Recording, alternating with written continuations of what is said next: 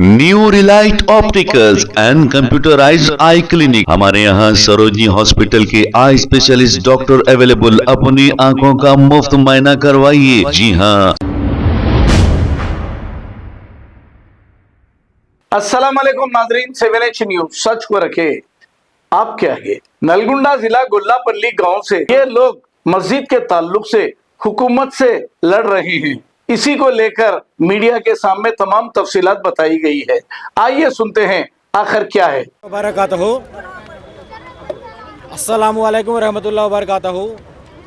हम नलगोंडा ज़िला गुंडलापल्ली गांव से आ चुके हैं। हमारे 14 साल का ये मस्जिद के बारे में हमें लड़ रहे हैं। अब तक कई बार 100 बार आके वक्फ बोर्ड सीओ साहब को, चेयरमैन साहब को हमें रिप्रेजेंट करें, लेकिन इसमें कुछ भी आगे नहीं बढ़ा। जहाँ का वहाँ का वहीं से हमारा फाइल। हमारे गांव को मस्जिद में मस्जिद खादरिया है। इसका कौन सा गाँव है? डिंडी गांव से आए डिंडी गांव, देवरकोंडा कॉन्स्टिट्यूंसी, नलगोंडा डिस्ट्रिक्ट। वो खादरिया मस्जिद के मुतवल्ली हुसैन साहब बन चुके हैं।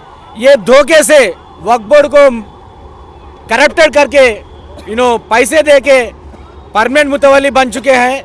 इनको हटाने के लिए हमें कई बार गांव से 10 जने 15 जने आके रिप्रेजेंटेशन करे।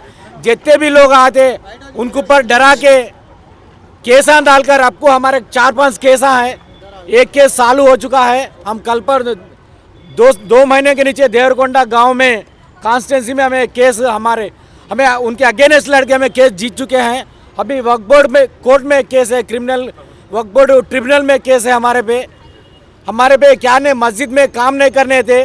जो भी काम करते दायरे में करते। ये हमारी मस्जिद है, हमारा दायरा है, इसमें तुम्हें दखल नहीं देना। तुम्हारे समझ में तो नमाज पढ़ो, नहीं तो नहीं पढ़ना बोल के बोलते। वो भी गांव में नहीं रहते, हैदराबाद में रहते उन्होंने। हाँ सर, अभी बताया जाता है कि वहाँ मुतवल्ली साहब तनख्वाह भी नहीं देते हैं उन लोगों को, ऐसा कुछ भी सुनने में आया। जी, अब तक वो जो भी इमाम बुला लेके आए उनको तनख्वाह नहीं थे। जो जुमा था, गल्ला होता 600-1000 रुपये, वो गले के पैसे मुल साहब को देते। ये मस्जिद को गवर्नमेंट से आते पैसे भी उनके खुद के 2 भाइयाँ हैं।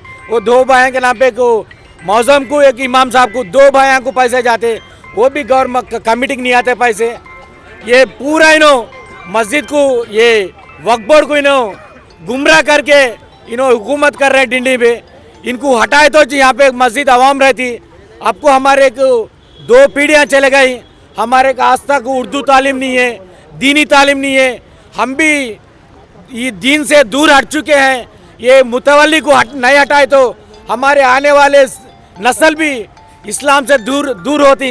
इसलिए हमें अब अदबन गुजारिश करें सीओ साहब से, आप हमारे गांव को तशरीफ लेकर आकर हमारे जो भी हो रहा है यहाँ पे, हमारे पे गुजर रहा, उन्हें आके फिर इसको चालू करना बोल के हमें अदबान गुजारिश कर रहे हैं। डिस्ट्रिक्ट देवरकोंडा काउंसिल से डिंडी मंडल हेडक्वार्टर से है। ये लड़ाई आज की नहीं है, ये सेकंड जनरेशन है। हमारे वालिद साहब की जनरेशन में लड़े थे, इनसे अभी लड़ाई जारी है। मसला ये है कि गांव की मस्जिद जो है ना, कोई भी गांव में दुनिया में मस्जिद गांव की प्रॉपर्टी होती, ईदगाह भी है, कब्रिस्तान है, गांव की प्रॉपर्टी होती। लेकिन हमारे डिंडी में जो है ना, एक ख़ानदान की प्रॉपर्टी है। ऐसा बन गया है कि हमारी ओन प्रॉपर्टी है। कोई गांव वाले मस्जिद को नहीं आना, नमाज नहीं पढ़ना। वहाँ पे कोई मुल साहब का इंतज़ाम नहीं रहता, कोई इमाम साहब का इंतज़ाम नहीं रहता। तो मस्जिद जो है ना, हवाले हो गई, एक ख़ानदान के हवाले हो गई। सदियों से एक ही फैमिली से मुतवल्ली है, उनकी फैमिली से।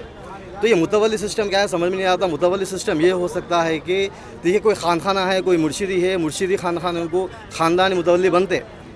जो हमारे नॉलेज से है, ख़ानदानी मुतवल्ली मस्जिद को नहीं होते, ख़ानदानी मुतवल्ली खानखां को होते। जो गांव के मुतवल्ली होते, गांव के आवाम के एक्सेप्टेंस से मुतवल्ली हो, प्रेसिडेंट होना चाहिए। लेकिन without committee, without any discussion in the village, गाँव वालों का कोई इन्वॉल्वमेंट नहीं होता। लेकिन मस्जिद कमेटी बनती, मस्जिद का ईदगाह कमेटी बनता, मुतवल्ली बन जाता, हर कोई बन जाते। वो गाँव वालों को किसी को भी इसका कोई खबर नहीं रहता, कोई इंटीमेशन, कोई इन्फॉर्मेशन नहीं रहता। तो बात यह है कि हम लोगों का कोई मस्जिद हमारे हवाले होना, मस्जिद हमको दे दो, हम हमारे नाम पे कर लो, हम नहीं पूछ रहे। हम पूछ रहे हैं कि हमारे बच्चों को जो है ना, हम देखिए यहाँ पे जितने बैठे हुए हैं मेरे जनरेशन के, 5 साल छोटे 5 साल बड़े, तो किसी को भी 40 साल के आसपास में है, यहाँ पे किसी को भी अरबी तालीम का कोई भी वाकिफ़ से नहीं है, क्योंकि कोई मुल्सब को मेंटेन नहीं करे। कोई मुल्सब आता तो 2 महीने रहता, 3 महीने रहता, तनख्वाह नहीं देती, उसको भगा देते वहाँ से।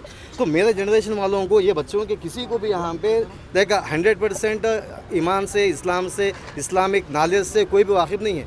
हम लोग ये पूछ रहे कि मस्जिद में अगर कोई सही इंतज़ाम होता तो, कोई एक मुल्साब रहता, कोई इमाम रहता तो उसको मेंटेन कर लेते। बच्चों आने वाले जनरेशन को क्या इस्लाम क्या है, इस्लामिक तबीयत क्या होती है, जीना कैसा होता है, लाइफस्टाइल क्या होता है इस्लाम का, वज़ू क्या होता, नमाज क्या होती, ये हमारे बच्चों को होना है, आने वाले जनरेशन होना है, ये नहीं है। इसके साथ में और एक चीज़ है, मस्जिद का मेंटेनेंस कमेटी के हाथ में होना चाहिए। मस्जिद का मेंटेनेंस कोई कमेटी में नहीं रहता, एक आदमी के हाथ में रहता। वो आदमी भी सिटी में है, हैदराबाद में है, वो गांव में कोई इसका डिस्कशन नहीं चलता। ईद का भी होने दो, कुछ भी होने दो, ईद होती है, नमाज होती है, इसका साफ़ करना है, इसको मेंटेन करना है, हर चीज़ भी उनके हाथों में है। अगर कोई जाके पूछा तो उसके ऊपर केस बनते। अब यहाँ पे जितने भी लोग हैं इनके ऊपर कम से कम 2 से 4 केस बने हुए हैं स्टेशन में। कोई जाके हमारा राइट्स पूछेंगे, हमारे मस्जिद के लिए पूछेंगे तो उसके ऊपर केस लगा देते हैं। मस्जिद और मस्जिद का जो अराजिया है वो वक्फ के हाथ में है, कहाँ पर? अब वक्फ पे ये तो बोलना है कि हमारा वक्फ बोर्ड बोलना है किसके हाथ में, कौन मेंटेन करना चाहिए मस्जिद को। वक्त की इतनी ज़मीन है वहाँ पर, वो ज़मीन जो वगैरह हो सकती है कम से कम 3.5 एकड़ ज़मीन है, 3.5 से 5 एकड़ ज़मीन है। ईदगाह की अलग अलग है, मस्जिद की अलग ज़मीन है, कब्रिस्तान की भी एक 3 से 4 एकड़ 3.5 एकड़ ज़मीन है। अंदाज़ा पूरी मिला के कितनी होगी? पूरी 7 से 8 एकड़ ज़मीन है समझिए। 8 एकड़ का मालिक कौन है अपने? नहीं है तो हर चीज़ का मुतवल्ली मैं हूँ। Without my information you can't do anything, उनका बोलना ही रहता। प्रॉपर्टी उनकी है, हम उनके इन्फॉर्मेशन के बगैर हम कुछ भी नहीं कर सकते वहाँ पे।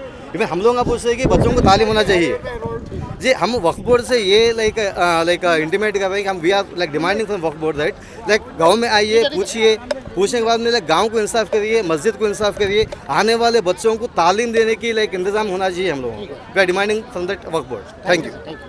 अस्सलाम वालेकुम रहमतुल्लाहि व बरकातहू। हम नलगोंडा ज़िला देवरकोंडा कॉन्स्टिट्यूंसी गुंडलापल्ली गांव से आ चुके हैं मस्जिद के मसले के लिए और मुतवल्ली को हटाकर हमारे मस्जिद को बचाने के मकसद से गांव से तकरीबन 200 से 250 आदमी हम यहाँ पर आके वक्फ बोर्ड के पास हम धरना कर चुके हैं। हमारे धरने को यहाँ के आवाम सब फिर अपने वक्फ बोर्ड के चेयरमैन साहब से ये बात, चेयरमैन साहब से हमारे बात को मानकर चेयरमैन साहब नीचे आकर हमारे से बात करें और हमारे को अच्छा दिखा अल्हम्दुलिल्लाह। हमारे पूरे सारे मसले हल कर तुम बोले, ऊपर हमारे कर लेकर जाकर चेयरमैन साहब से हमारे को एश्योरेंस दिए। 2-3 दिन में हमारे की committee, task force committee Dindi को भेजकर हमारे हर मसले को सुनकर हमारे हर मसले को हल करने के लिए हम बराबर तुम्हारे साथ रहते। हमारे को जल्द से जल्द एक मौलवी साहब को भी हमारे को इंतज़ाम करके बच्चों के पढ़ाई के लिए हम देख लेते, बल्कि हमारे के एश्योरेंस दिए। अल्हम्दुलिल्लाह उनकी बात हमारे को बहुत अच्छी लगी। हम यकीन कर रहे हैं चेयरमैन साहब मस्जिद को बचाकर मुतवल्ली को हटा के हमारे प्रॉब्लम्स को सॉल्व करते बोल को हम भरोसा करके हम जा रहे हैं। यहाँ से वक्फ बोर्ड की टीम कब आएंगी बोल रहे हैं वहाँ पर आप? 2 से या 3 दिन में वक्फ बोर्ड की टीम को भेज तुम बोले। नहीं हो सका तो खुद मैं डिंडी को आकर तुम्हारे हर मसले को मैं खुद सुनतू बोल के हमारे को एश्योरेंस दिए।